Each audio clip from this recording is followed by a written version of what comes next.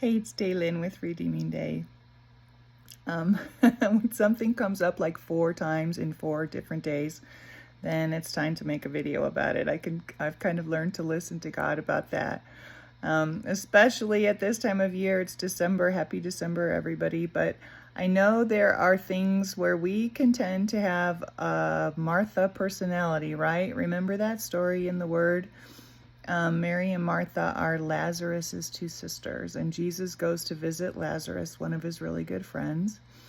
And Martha is running around doing 100 things. She's cleaning, she's cooking, she's getting ready, and she's even bitter at her sister Mary, who Mary just wants to be at Jesus' feet. Mary just wants to soak in him and in his word and get revelation of everything that he's talking about. And Martha says, Jesus, aren't you going to make Mary come and help me? There's a whole family dynamic there, which probably a lot of us are familiar with. And what does Jesus do? Jesus says, and I love this phrase, it's just, I grabbed onto it in my life. It says, Mary has chosen this path and it will not be taken from her. Well, I think all of us need to have both Mary and Martha tendencies, right? We can't just be lazy. We can't not be workers. We need to be workers. It says don't be a sluggard in the Word. But the being at Jesus' feet, listening to what he's saying, trying to get every morsel, every really good thing out of what he's talking about is good advice for every one of us. And when we start to do that, it's a promise in there. It will not be taken from us. So we can go after it, and God rewards that. He definitely rewards that. I have found that in my life, and I really needed it when I was so much of a Martha that I was just stressed out to the max. So I don't know if any of you are at that place, especially when it's getting close to Christmas. It's very easy to get caught in that trap. My sister and I did a skit about Mary and Martha, gosh, 20 years ago, I think. Anyway, it's something that I've always grabbed onto, that wonderful phrase of this will not be taken from you if you choose to sit at his feet. And another thing I can remember, my mom used to sing this song, and it's this great verse in Matthew, right? Matthew 6:33. Seek first the kingdom of God and his righteousness, and all these things will be added unto you. Well, that is an awesome instruction. That is such a great verse. If we seek first the kingdom of God, that's what Mary was doing. Mary was being a seeker first.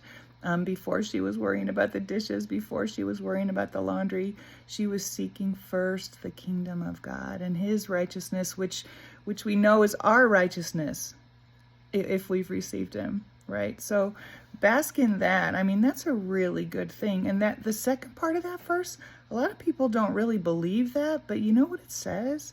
It says, seek first the kingdom of God and his righteousness, and all these things will be added unto you. Well, does that mean right away everything gets solved? No, of course it doesn't.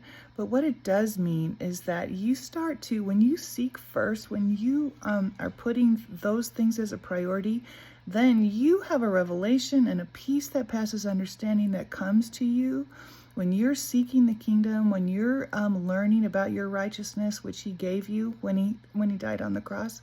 All these things being added to you means that you are given all of the tools that you need to overcome whatever situation you're going to be in. And I think it also really also means things will be added unto you. That's what it says. So I have learned in my life to grab onto both parts of that verse and to embrace both parts of that verse. Seek first the kingdom day and his righteousness, which is your righteousness, and all these things will be added unto you. Well, I have seen things be added unto me that there's no explanation for them other than being with the Lord, drawing near to him, and he will draw near to me.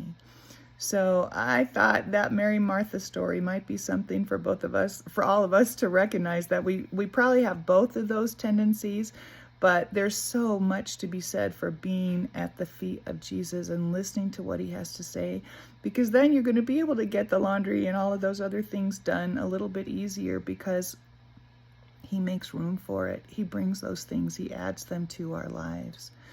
So I hope that's helpful for somebody. I hope that your December is going well, and I just would encourage you to sit at his feet. I would encourage you to seek first the kingdom and know that his righteousness is your righteousness. Because even when hard things are going on, even when there's so many things to distract us, that really is the best choice, and it will not be taken from you. So God bless you. Thank you for listening. I hope you have a wonderful day, and we'll talk soon. Bye-bye.